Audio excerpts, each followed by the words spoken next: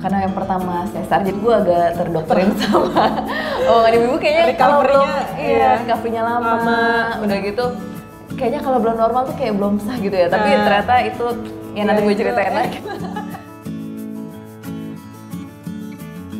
Hai parents, Mamin akan ngobrol-ngobrol hari ini seputar VBAC atau Vaginal Birth After Cesarean.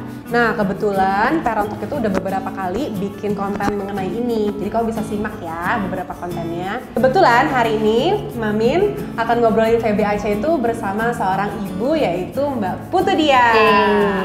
Mbak Putu Dia ini merupakan head content creator di Parentalk, jadi dia tuh bos Mamin. Oke, biasa aja dong. Iya, oke. Oke. Iya, Bu. Oke, aku panggilnya Bundi ya. Jadi ini panggilan akrab di kantor. Nah, kita mau ngobrol-ngobrol nih, Bundi. Kalau misalkan dulu kan kamu katanya pertama melahirkan itu sesar. Tuh cerita dong kenapa sih bisa sesar? Jadi waktu itu kehamilan pertama gue tuh kembar. Lumayan ya. Nah, ini agak beda dari biasanya karena kalau kata dokter gue kalau hamil kembar itu cenderung prematur, lahirnya lebih cepet. Ternyata pas gue hamil itu sampai 40 minggu lebih, udah lewat dari HPL, belum mulus-mulus juga. Dan kondisi dokternya kalau di USG itu kayak plasentanya udah mulai pengapuran, air ketubannya juga mulai sedikit. Jadi di hari HPL gue misalnya waktu itu 10 November, tanggal 10 itu gue kontrol, terus langsung dijadwalin besok kita sesar ya, langsung kayak gitu karena takut janinnya kenapa-napa, jadi lebih baik segera dilahirkan gitu. Ya. Kan aku dengar kalau misalkan sesar itu kan lama pemulihannya tuh. Waktu itu kamu berapa lama? Lumayan, kayaknya 3 bulan ya untuk yang, tapi gue tuh PR banget ya tuh, namanya baru pertama kali melahirkan kemudian sesar, jadi habis operasi terus kayak kaku banget karena perut lo habis dibuka gitu kan, dibelah gitu.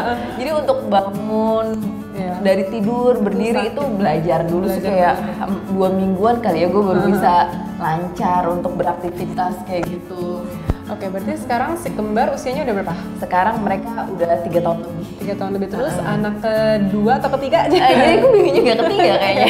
Anak ketiga ini berarti jedanya berapa tahun? Dari kembar? Dari si kembar ini jaraknya 2 tahun 3 bulan. Jadi waktu itu gue pas mereka 18 bulan, kok gue telat ya gitu. Ternyata udah take dong, udah isi lagi. Happy apa enggak? Waktu itu shock karena belum siap. Iya, kayak abis kembar belum gede-gede banget terus hamil gitu ya. Nah terus kalau gitu pas yang anak ketiga nih, itu maksudnya kamu tuh berarti lahiran normal atau sesar? Yang ketiga ini alhamdulillah bisa normal. Dan itu berarti jedanya kan nggak jauh ya? Itu aman-aman aja nggak sih? Waktu itu kan jedanya 2 tahun 3 bulan ya. Kalau kata dokter, kalau mau aman jaraknya palingnya 3 tahun, itu optimal. 3 tahun ya.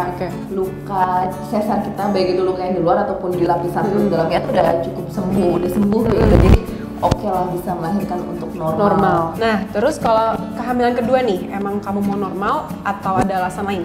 Emang mau normal waktu itu karena kan karena yang pertama sesar, jadi gue agak terdoktrin sama omongan ibu kayaknya kalau belum recovery-nya lama, udah gitu kayaknya kalau belum normal tuh kayak belum sah gitu ya. Tapi ternyata itu ya nanti gue ceritain lagi.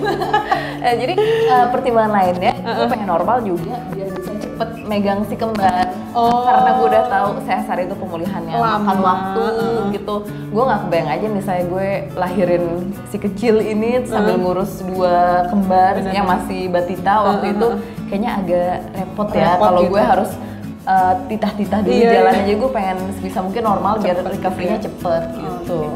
Nah berarti persiapannya apa aja? Secara kan kayaknya jaraknya deket ya kan? Deket banget. Jadi waktu gue pertama gue bilang ke dokter sih dari awal kehamilan. Terus persiapan lainnya juga gue banyak cari tahu tuh di Instagram, di YouTube kayak video-video orang yang share cerita mereka yang berhasil VBAC gitu. Kamu ikut-ikutan kayak kelas-kelas kayak hypnobirthing Tadinya pengen kayak gitu, tapi ternyata nggak sempet. Kebetulan waktu itu sempet beberapa kali ketemu sama Mbak Mila di Profi. Terus ikut gue juga waktu itu syuting senam hamil, jadi sempet curi-curi ilmu, nanya-nanya ke Bulani juga waktu itu sempat, kamu Bu saya pengen normal deh nih. Oh ya udah kamu ya afirmasi itu penting ternyata. Terus kalau gitu pas deket-deket HPL gimana rasanya? Nano ya, gue antara kan itu berarti pertama kali kamu ngerasa kayak kontraksi iya apa banget. gitu kan? Karena yang di kehamilan pertama sama sekali nggak tahu Nggak apa tahu. rasanya kontraksi. Jadi biasa aja gitu dari hamil awal sampai hamilnya besar sama sekali nggak kontraksi. Kalau yang di kehamilan kedua ini deg-degan, mixed feeling antara excited, aku pengen lahiran normal nih, tapi di satu sisi juga gue bisa nggak ya? Dan apalagi waktu itu suami gue lagi tugas keluar, jadi mendekati HPL itu agak drama tuh maksudnya. Jadi suami nggak ada pas yang kedua? Nggak ada, tapi gue yakin bisa Pasti nih, itu bisa. bisa. Terus pas udah deket-deket HPL kayak seminggu gitu, kok gue belum mulus-mulus ya? Ya udah gue nesting, saya bersih-bersih rumah, gue cuek aja deh tuh angkat-angkat barang segala macam. Dengan harapan itu bisa merangsang kontraksi. Jadi kayak sambil kamu mau lahir kapan nih? Kamu mau lahir nunggu ayah atau nanti nih? Kayak gitu. Dan ternyata beneran dong, abis gue bersih-bersih itu kayak malamnya itu tuh gue nggak bisa tidur dari jam 10 malam sampai jam 3 pagi. Kok nggak bisa tidur ya? Perut gue sakit kayak orang mau dapet.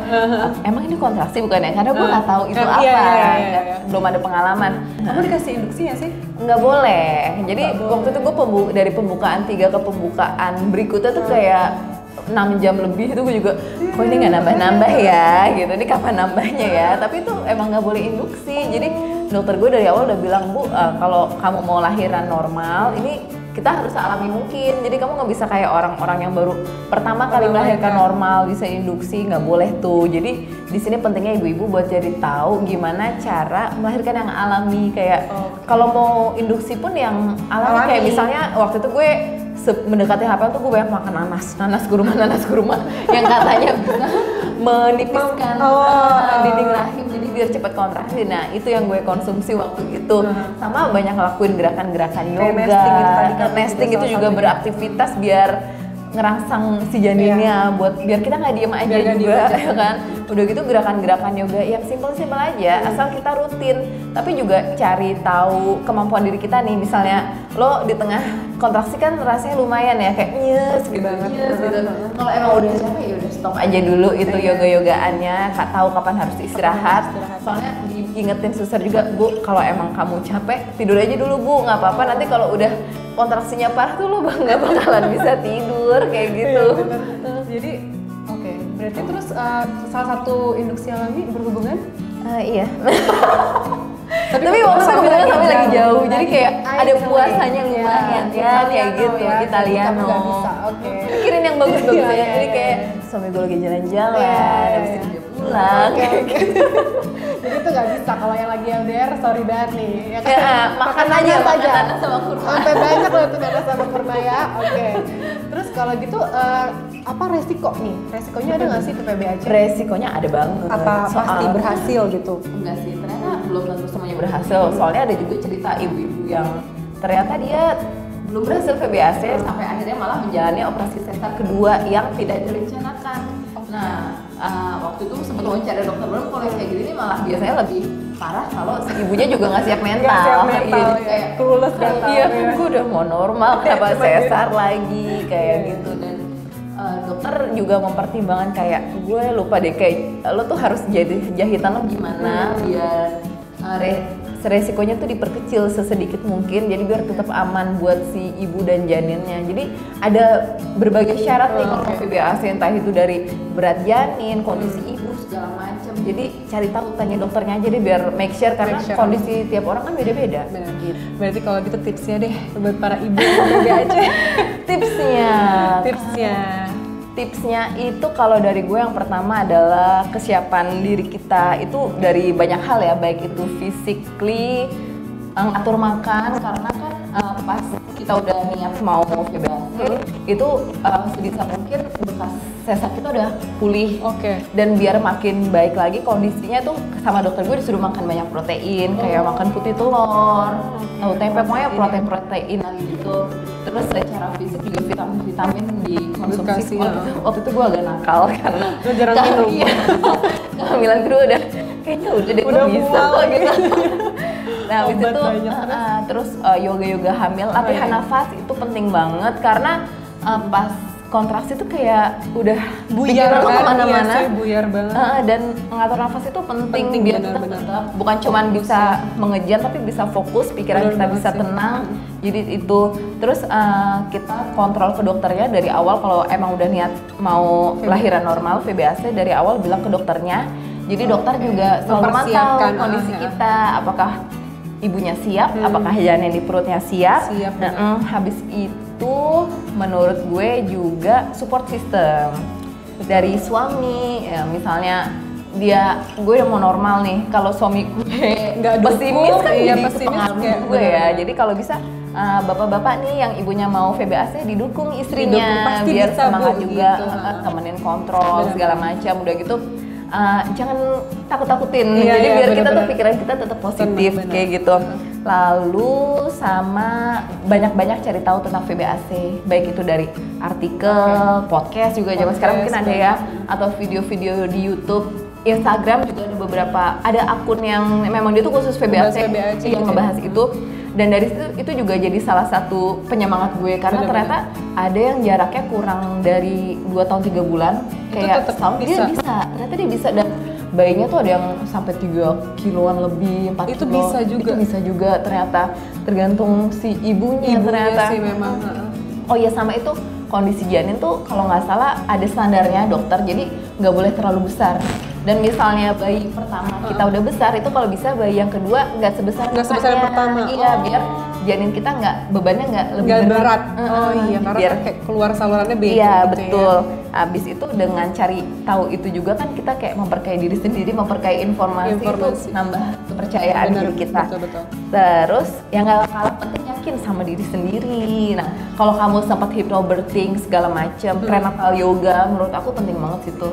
Kebantu ya, biar pikiran alam bawah sadar itu terpengaruh kalau gue bisa. Karena kan yang sering ditakuti ibu-ibu yang mau VBAC itu kan kayak pesimis ragu-ragu sama dirinya sendiri gitu ya. Kayak gitu.